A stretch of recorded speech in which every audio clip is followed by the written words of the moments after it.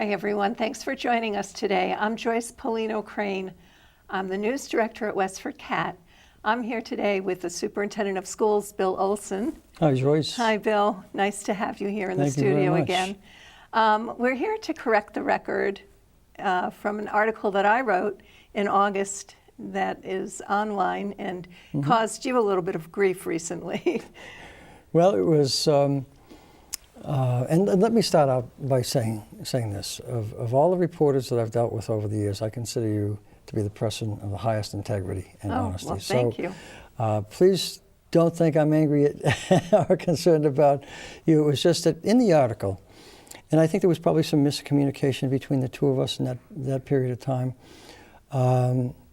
There was an article that you wrote that indicated that I and the school committee had given out $500,000 in salary increases between fiscal 2018 and fiscal 2019 to 26 of our administrators. What had happened is that you didn't have 4 salaries in the fiscal 18 comparison. So, That's right. So the $500,000 actually is $135,000. And those were salary adjustments that I made because in the town in general, whether it's other town departments or the school system, periodically when we benchmark our salaries, we need to make an adjustment from time to time. And this was an adjustment that I had to make because some of our salaries for administrators, and very key administrators, were anywhere from $15,000 to $25,000, upwards to $27,000 less than just the average of what the Department of Education called comparable communities to Westford. And those are the same communities that we use for teacher negotiations. So I posted something, as you know, on social media, on Facebook last week, which is the reason for us having this time to chat, because someone put on there that here we were looking for monies for our FY20 budget, and I and the school committee handed out $500,000 in salary increases to our administrators, which was completely Totally incorrect. And so, Right. so my issue is not with you. Not a fair accusation. Right. It's not. My issue is not, and never has been, with any reporting you've done. It's just that someone was using that, I think, for their own ill-intended purposes on social media, Right. to really skew the information. Right. So we, in order to correct the record, I just need the salaries for 4 positions, which I think we'll have up on the screen. And then I will update the article, and we'll put a link to the article on this recording as well, so people can see what's going on. But it was a very intensive article that you helped me with. We did compare your salaries, Westford's school administrative salaries, with some other communities. Wellesley, Natick, I can't remember what other communities, Chelmsford, and I think that it might have been those 3. So it was pretty detailed, and you were definitely. You all were somewhere around the same level, but some of Westford's salaries were a little lower than the other school systems. In particular, our elementary principals, for example, will making somewhere between, depending upon the number of years of experience they've had with us, between $107,000 and I think it was about $118,000 at the very top.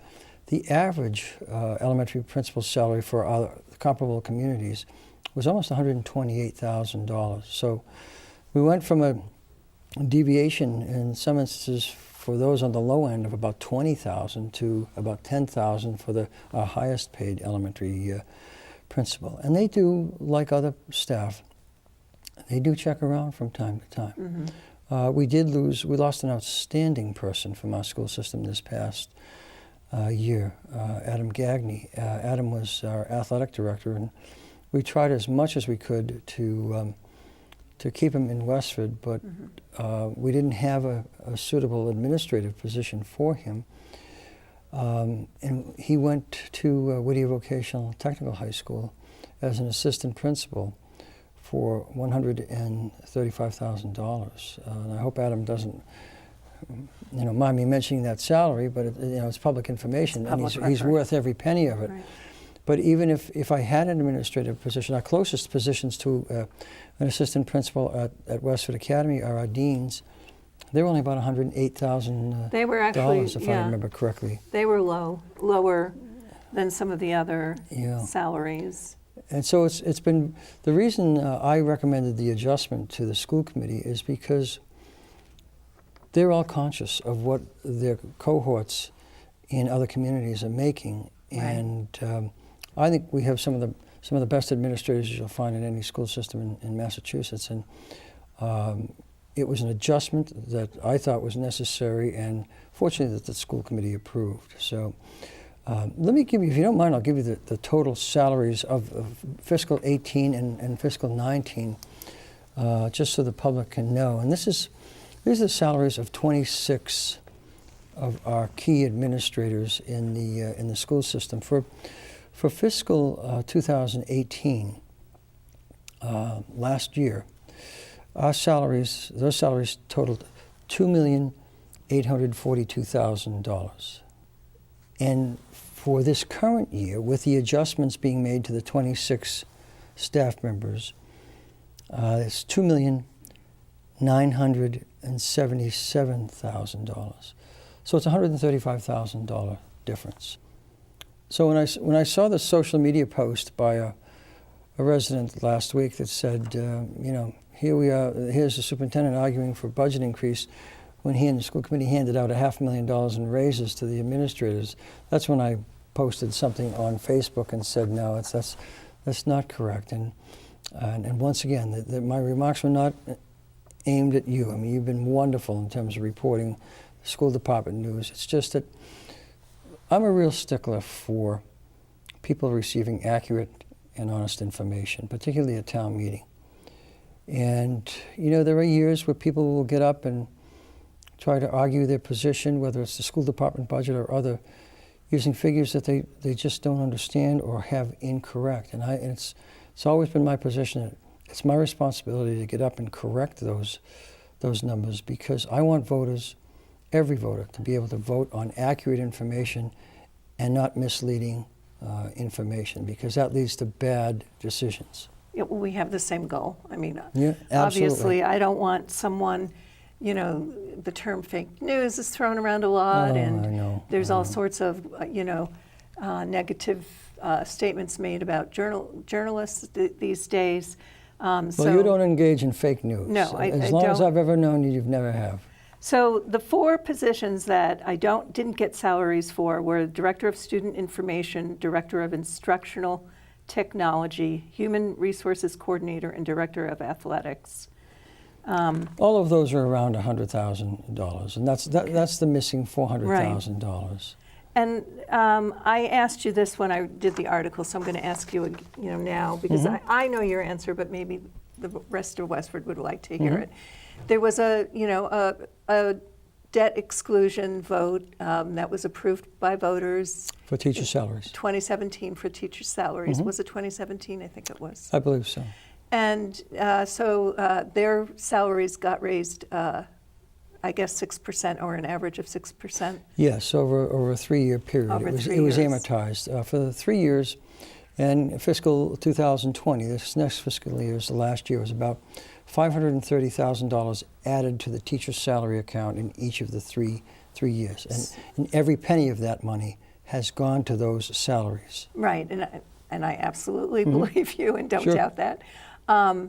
But did that make it possible for you then to raise the salaries of the school administrators? And if so, why? Well, there was Or how? really no direct correlation between the two. It was just, I've known for a number of years that our teacher salaries were lagging behind those comparable communities that the Department of Education identifies as being like Westford.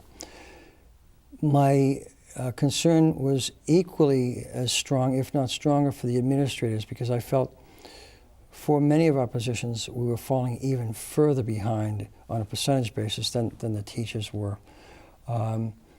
For example, our high school principal right now is probably still paid, I'd say, $10,000 to $15,000 less than most other high school principals. He's at, what, 144,000? Yeah, because it's a tough position to fill. Really? It's, Is it yes, tough? it's, when I looked at my salary at the time was $192,000. The average was about $211,000 or $212,000.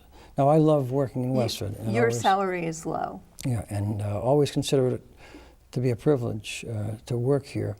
But there does come a point where we have to look at everyone's salaries and say we have to remain competitive in order to be able to retain these staff. Right. Because Yeah, it's a valid argument. there aren't many people, Joyce, who are willing to apply for school principalships right now, because the job has become so increasingly difficult that a lot of the teachers, people who are teachers right now, don't want to make that jump because they don't want to face the aggravation and sometimes the abuse that from just a relatively few. It's 5% who, as usual, Right. who create 95% of the difficulties.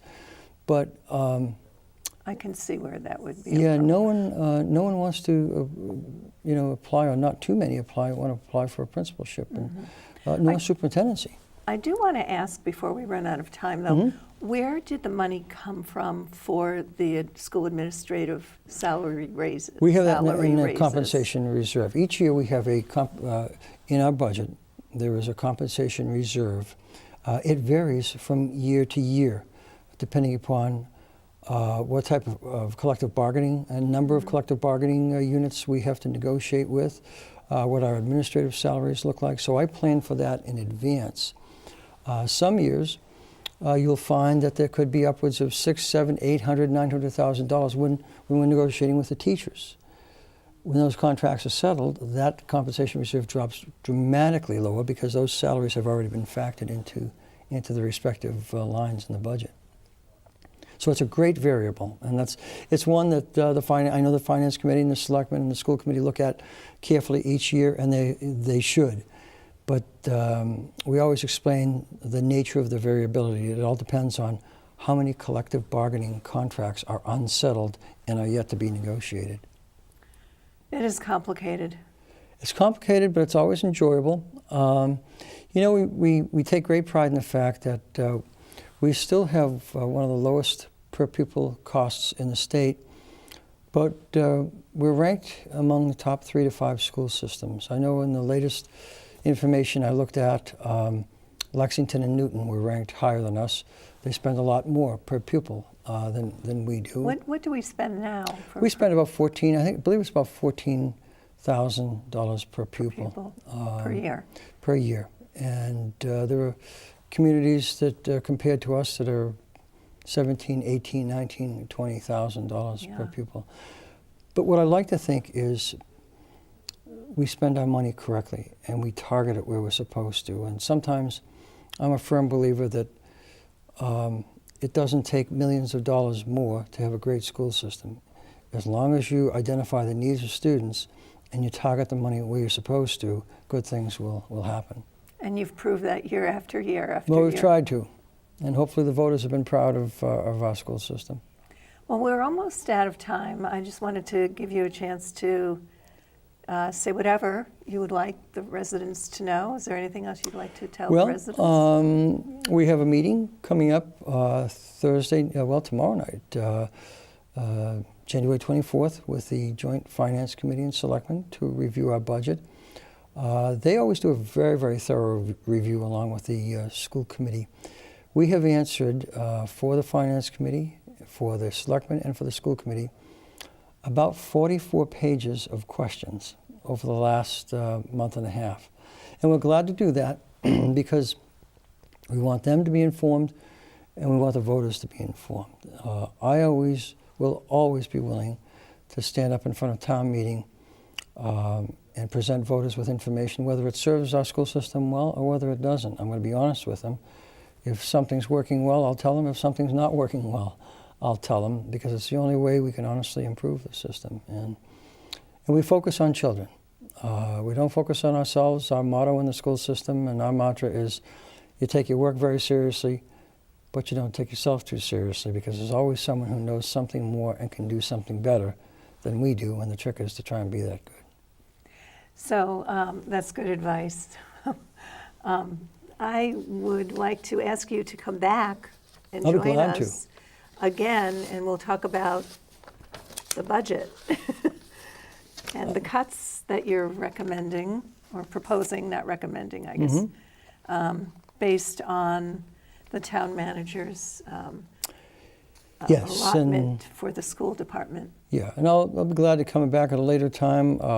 Certainly the protocol and the respect is that we talk to the Finance Committee and the Selectmen first, and the town manager, and see what we can work out. And the town's been very good to us. Over the past about 13 years, we've averaged about a 3.4% increase. It's about half that, both for this current year and next fiscal year.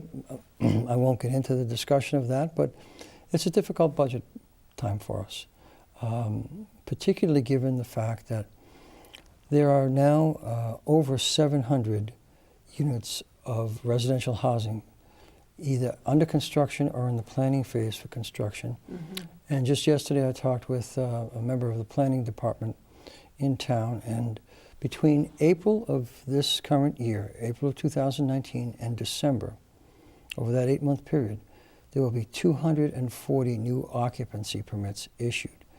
Now that's not children, that's occupancy permits for units. Right. So if you have even one child per unit, or even a half a child per unit, that's a lot of new children in our school system. So we'll talk more about that and the Right. potential impact. Yeah, yes. Thank you for coming back whenever you can. You know this is an open door here at WestfordCAT. Always enjoy it, and always enjoy interacting and talking with you, Joyce. Well, thanks, Bill. I really appreciate it. Thank you very much. For WestfordCAT News, this is Joyce Polino Crane. See you around town.